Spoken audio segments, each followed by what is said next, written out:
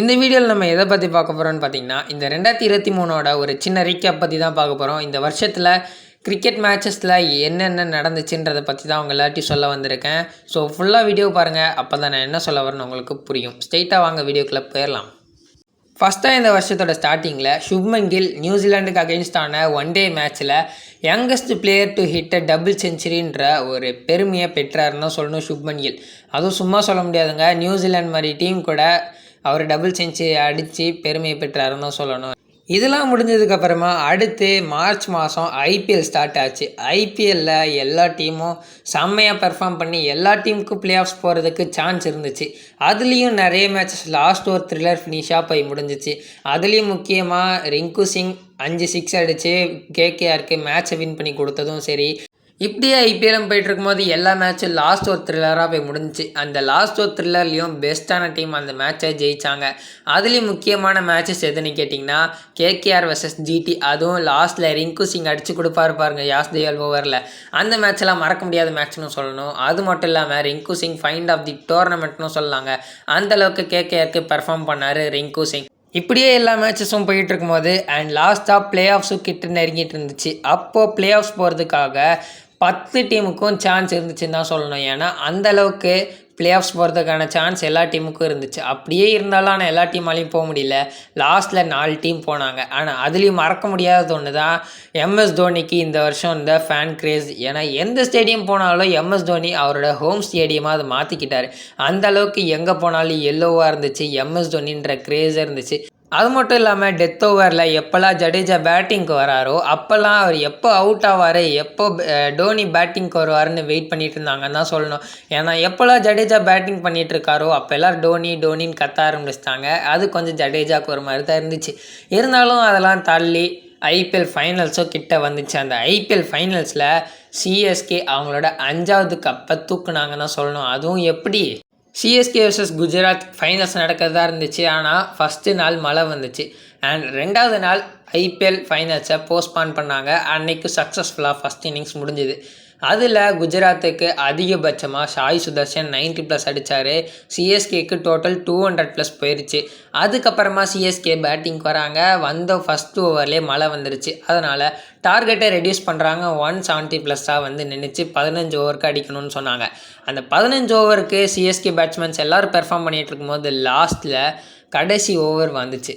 அந்த கடைசி ஓவரில் 15 to win இருந்தப்போ ரவீந்திர ஜடேஜா அண்ட் சிவம் டூபே பேட்டிங்கில் இருந்தாங்க. அப்போது லாஸ்ட் 2 பாலுக்கு 10 ரன் அடித்தா வின்னு இருக்கும்போது ரவீந்திர ஜடேஜா ஒரு 6 ஒரு 4 அடித்து சிஎஸ்கேக்கு 5வது ஐபிஎல் டைட்டில் வின் பண்ணி கொடுத்தாரு. எம்எஸ் தோனி அவரை அப்படியே கட்டி பிடிச்சி தூக்கிட்டாருங்க. அந்த அளவுக்கு மறக்க முடியாத மாதிரி இருந்துச்சு இந்த ஐபிஎல் 2023. ஐபிஎல் இப்படியே முடிஞ்சோடனே சிஎஸ்கே ஃபேன்ஸ் எல்லோரும் அப்படியே ஓரளவுக்கு ஜாலியாக இருக்கும்போது நெக்ஸ்ட்டு வந்துச்சு WTC ஃபைனல்ஸ். அங்கே இந்தியன் ஃபேன்ஸுக்கு தலையில் ஒரு இடியே வந்து விழுந்துச்சுன்னு தான் சொல்லணும். ஏன்னா இந்தியா அந்த டோர்னமெண்ட்டை அவ்வளோ கன்வின்சிங்காக எல்லா சீரீஸையும் வின் பண்ணிவிட்டு ஃபைனல்ஸ்க்கு கெத்தாக போனாங்க. சரி, இந்தியா எப்படியும் WTC ஃபைனல்ஸையும் வின் பண்ணிவிடுவாங்க, போன வருஷம் தான் தோற்றுட்டாங்க, இந்த வருஷமாச்சும் வின் பண்ணுவாங்கன்னு நினச்சிட்டு தான் இருந்தோம் எல்லோரும். ஆனால் அங்கே தான் நம்மளுக்கு ஒரு சங்கட்டமான விஷயம் வந்துச்சு. இந்தியா அந்த WTC ஃபைனல்ஸையும் தோற்றாங்க. அதுவும் ரொம்ப மட்டமாகவே தோற்றாங்கன்னு தான் சொல்லணும். ஃபஸ்ட் இன்னிங்ஸில் ஆஸ்திரேலியா 400+ டோட்டலில் போட்டாங்க. இந்தியா பேட்டிங்க்கு வரப்போ ரொம்ப பெருசாக சொல்லிக்கிற அளவுக்குலாம் யாரும் பெர்ஃபார்ம் பண்ணலங்க. அங்கே அஜிங்கியா ரஹானே அண்ட் ஷார்துல் தாக்கூர் தான் ஓரளவுக்கு பெர்ஃபார்ம் பண்ணாங்க. அஜிங்கியா ரஹானே அடிக்க மாட்டார்னு நினச்சிட்டு இருந்தப்போ அவர் தனியாக நின்று அடித்து கொடுத்தாரு. எப்போல்லாம் இந்தியா கஷ்டப்படுறாங்களோ அப்போது அவர் நல்லா ரன் ஸ்கோர் பண்ணி கொடுத்துருக்காரு இந்தியாவுக்காக. அண்ட் அதுக்கப்புறமா செகண்ட் இன்னிங்ஸில் ஆஸ்திரேலியா வந்தப்போ அங்கே ஒரு 200+ல் ஆஸ்திரேலியா ஆல் அவுட் ஆனாங்க. இந்தியன் ஃபேன்ஸ் எப்படியாச்சும் இந்த டார்கெட்டை அடிச்சிருவாங்கன்னு தான் நினச்சிட்டு இருந்தாங்க. ஆனால் அங்கேயும் ஒரு கஷ்டம் இருந்துச்சு.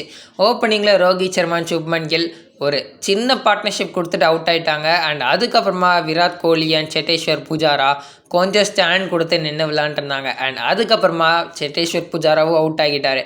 அண்ட் லாஸ்ட் டேக்கு மேட்ச் மூவ் ஆன் ஆகுது. லாஸ்ட் டேவோட ஃபஸ்ட்டு செஷன்லேயே எல்லாருக்கும் பயங்கரமான ஷாக். என்னடான்னு கேட்டிங்கன்னா ஃபஸ்ட்டு விராட் கோலி அவுட் ஆனார். அதுக்கப்புறமா ரஹானே, ஜடேஜா அப்படின்னு எல்லாருமே ஃபஸ்ட்டு செஷனுக்குள்ளேயே இந்தியா ஆல் அவுட் ஆகி அந்த மேட்சை தோற்றுட்டாங்க. ஆஸ்திரேலியா அவங்களோட ஃபஸ்ட்டு WTC ஃபைனல்ஸையும் வின் பண்ணுறாங்க. இந்தியா இன்னமும் இந்த WTC ஃபைனல்ஸை வின் பண்ணவே முடியல. அண்ட் அதுக்கப்புறமா அதுக்கப்புறமா இந்தியா வெஸ்ட் இண்டீஸ்க்கு ஒரு T20 சீரிஸ் ஆட போகிறாங்க. 5 மேட்ச் T20 சீரிஸ். அந்த T20 சீரிஸை இந்தியா அங்கே தோற்று போகிறாங்க. என்னதான் இந்தியா அங்கே தோற்று போயிருந்தாலும் வெஸ்ட் இண்டீஸ் ஜெயிக்கிறது நம்மளுக்கும் கொஞ்சம் சந்தோஷமாக தான் இருந்துச்சுன்னு சொல்லணும். இப்படியே இந்தியா தோத்துட்டு இருந்தாங்களா, இதெல்லாம் முடிஞ்சதுக்கப்புறமா திரும்ப வேர்ல்டு கப் குவாலிஃபையர் ஸ்டார்ட் ஆகுது. அங்கே 2 big teams west Indies and Sri Lanka விளையாண்டுட்டு இருக்காங்க. ஒரு பக்கம் ஸ்ரீலங்கா கன்வின்சிங்காக எல்லா மேட்சஸும் வின் பண்ணிகிட்டு இருக்கும்போது வெஸ்ட் இண்டீஸ் அங்கே தடுமாற ஆரம்பிக்கிறாங்க. வேர்ல்டு கப்புக்கு குவாலிஃபை ஆவாங்களான்ற டவுட்டே வந்துருச்சு. ஏன்னா வெஸ்ட் இண்டீஸால் ஒரு சில மேட்சஸை ஜெயிக்க முடியல. அதுக்கப்புறமா வெஸ்ட் இண்டீஸாலேயே வேர்ல்டு கப்புக்கு குவாலிஃபை ஆக முடியல. ஒரு காலத்தில் வெஸ்ட் இண்டீஸ்லாம் எப்படி இருந்த டீம் இப்போ வேர்ல்டு கப்புக்கு குவாலிஃபை ஆகாமல் ஆயிட்டாங்க. அதுக்கப்புறமா வெஸ்ட் இண்டீஸ் இல்லாத ஒரு வேர்ல்டு கப்பு ஸ்டார்ட் ஆகுது. அந்த வேர்ல்டு கப்பை இந்தியா வேறு லெவலில் விளாண்டுருக்காங்கன்னு தான் சொல்லணும். ஏன்னா விளையாடின 9 லீக் மேட்சஸையும் இந்தியா அசால்ட்டாக வின் பண்ணிட்டாங்கன்னு தான் சொல்லணும். ஃபஸ்ட்டு மேட்ச்சை ஆஸ்திரேலியாவுக்கு அகேன்ஸ்டாக வின் பண்ணதும் சரி, அண்டு அங்கேருந்து இந்தியாவுக்கு ஸ்டார்ட் ஆனது தான். எங்கேயுமே தோக்கலை. அப்படியே இந்தியா எல்லா மேட்சஸும் கன்வின்சிங்காக வின் பண்ணுறாங்க. அதுலேயும் ஒரு முக்கியமான வின் எதுன்னு கேட்டிங்கன்னா இந்தியா vs ஸ்ரீலங்கா. இந்தியா அந்த மேட்சை 302 ரன் வித்தியாசத்தில் அந்த மேட்சை வின் பண்ணாங்க. அப்படியே போயிட்டுருக்கும் போது செமிஃபைனல்ஸும் வருது. செமிஃபைனல்ஸில் விராட் கோலி வேறு லெவல் ரெக்கார்டை அங்கே படிக்கிறாரு. 50வது ஒன் டே செஞ்சுரியை விராட் கோலி அங்கே கம்ப்ளீட் பண்ணுறாரு. இப்படியே போயிட்டுருக்கும் போது அங்கே பவுலிங்லேயும் நம்மளுக்கு ஒருத்தர் கலக்கி போடுறாரு. யாருன்னு கேட்டிங்கன்னா முகமது ஷமி தான். அங்கே எல்லா மேட்சஸும் கிட்டத்தட்ட 5-4 எடுத்து கலக்கி போட்டுட்டு இருந்தார் முகமது ஷமி. அண்ட் அப்படியே ஃபைனல்ஸும் வருது. எல்லோரும் என்ன நினச்சாங்கன்னா ஃபைனல்ஸ் எப்படி இந்தியா ஈஸியாக வின் பண்ணிடுவாங்கன்னு நினச்சாங்க. ஆனால் அங்கே தான் நம்மளுக்கு ஒரு பயங்கரமான சோகம் காத்திருந்துச்சு. ஆஸ்திரேலியாவும் வந்தாங்க ஃபைனல்ஸ்க்கு. எப்பவும் இல்லாத மாதிரி ஆஸ்திரேலியா அந்த வேர்ல்டு கப்லேயே ஃபைனல்ஸில் வேறு லெவல் ஃபீல்டிங் எஃபர்ட்டு, பவுலிங் எல்லாமே சரி பக்காவாக அன்றைக்கி பண்ணாங்க. அதனால் இந்தியாவால் 300 கூட அன்றைக்கி அடிக்க முடியல. 242 வின்னுன்ற டோட்டல் தான் ஆஸ்திரேலியாவுக்கு இருந்துச்சு. ஆனால் அதுக்கு முன்னாடி இந்த மேட்ச்சுக்கு முன்னாடி பேட் கமின்ஸ் ப்ரெஸ் கான்ஃபரன்ஸில் என்ன சொல்லியிருந்தாருன்னா, எனக்கு பிடிச்சது என்னென்னு கேட்டிங்கன்னா இந்த பெரிய க்ரௌடை சைலன்ஸ் பண்ணுறது தான் சொல்லியிருந்தார். எல்லோரும் இதை கேட்டு சிரிச்சிட்டு இருக்கும்போது அங்கே அவர் அதை நிறைவேற்ற போகிறாருன்னு எல்லோரும் நினச்சிட்டு இருந்தாங்க. செகண்ட் இன்னிங்ஸும் ஸ்டார்ட் ஆகுது. ஃபஸ்ட்டு விக்கெட்டு கிட்டத்தட்ட ஒரு 10 ஓவருக்குள்ளே இந்தியா 2 விக்கெட்டை சீக்கிரமாகவே எடுத்துட்டாங்க. அதுக்கப்புறமா இந்தியா தான் இந்த வேர்ல்டு கப்பை ஜெயிக்க போகிறாங்கன்னு நினச்சப்போ தான் அங்கே ஒரு பயங்கரமான ட்விஸ்ட்டு காத்திருந்துச்சு.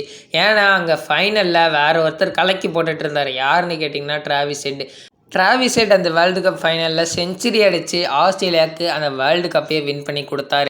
அந்த வேர்ல்டு கப்பை இந்தியா தோற்ற உடனே அழாத ஒரு பிளேயர் கூட இருந்திருக்க மாட்டாங்க. அதுலேயும் முக்கியமாக விராட் கோலி, ரோஹித் சர்மா இவங்கள மாதிரி பிளேயர்ஸ்லாம் கிரவுண்ட்லேயே அழ ஆரம்பிச்சிட்டாங்கன்னு தான் சொல்லணும். அதெல்லாம் பார்க்கும்போது நம்மளுக்கே ரொம்ப கஷ்டமாக தான் இருந்துச்சு. இன்ஃபேக்ட் நம்மளுக்கே கஷ்டமாக இருந்துச்சுன்னா அவங்களுக்கு எவ்வளோ கஷ்டமாக இருந்திருக்கும்ல. சரி விடுங்க, இந்தியா இன்னொரு நாள் நம்மளுக்காக வேர்ல்டு கப்பை வின் பண்ணுவாங்கன்னு நம்புவோம். சரி, இந்த 2023யோட ரீகேப் எப்படி இருந்துச்சுன்ற உங்கள் கருத்தை கமெண்ட்டில் சொல்லிட்டு போங்க. இது நல்லா இருந்துச்சுன்னா அப்படியே ஒரு லைக்கும் போட்டுட்டு போனீங்கன்னா கொஞ்சம் சந்தோஷமாக இருக்கும். சரி, அப்புறம் உங்கள் எல்லாரையும் வேறு ஒரு வீடியோவில் பார்க்குறேன். அது வரைக்கும் வெயிட் பண்ணுங்கள். Tata bye. அப்புறம் முக்கியமான ஒன்று, அப்புறம் உங்கள் எல்லாரையும் அடுத்த வருஷம் பார்க்குறேன். பை.